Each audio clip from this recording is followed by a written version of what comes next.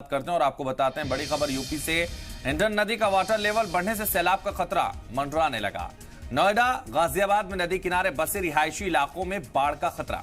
हिंडन नदी का पानी लोगों के घरों और गलियों तक पहुंच गया। पुलिस की टीम मुतासिर इलाके में पहुंची लोगों से महफूज जगह पर जाने की अपील भी की गई। हिंडन नदी का वाटर लेवल बढ़ने से नोएडा गाजियाबाद में नदी किनारे बसे रिहायशी इलाकों में बाढ़ का खतरा पैदा हो गया है। देर रात हिंडन नदी का पानी लोगों के घरों और गलियों तक पहुंच गया।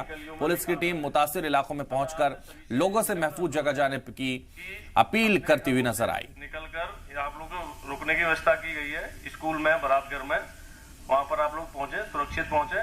थोड़ा यहाँ किनारे पर अभी खतरा है। जब पानी कम हो जाएगा तो वापस आप लोग अपने घर में आ जाएंगे। तो लोगों से महफूज जगह पर जाने की अपील भी की जा रही है। देखिए, पुलिस वहां पहुंची है और महफूज जगह जाने की अपील लोगों से कर रही है। हिंडन नदी का वाटर लेवल बढ़ने से सैलाब का खतरा एक बार फिर से मंडराने लगा है। नोएडा गाजियाबाद में नदी किनारे बसे रिहायशी इलाकों में बाढ़ का खतरा है। हिंडन नदी का पानी लोगों के घरों और गलियों तक पहुंच गया है। इसलिए लगातार पुलिस उन इलाकों में जाकर अपील कर रही है लोगों से कि आपके रुकने की व्यवस्था कर दी गई है। आप दूसरी जगह जहां महफूज इंतजामात हैं वहां पहुंचिए और रुकिए, क्योंकि यहां खतरा मंडरा रहा है और यह खतरा बाढ़ का है। नोएडा गाजियाबाद में नदी किनारे बसे रिहायशी इलाकों में बाढ़ का खतरा मंडरा रहा है, जिसकी वजह से लोगों को जागरूक किया जा रहा है, लोगों को बेदार किया जा रहा है, लोगों से अपील की जा रही है। पुलिस की टीम मुतासिर इलाकों में पहुंची है जहां पर लोग इससे मुतासिर हैं, लोग इससे परेशान हैं। लोगों से महफूज जगह जाने की अपील की जा रही है।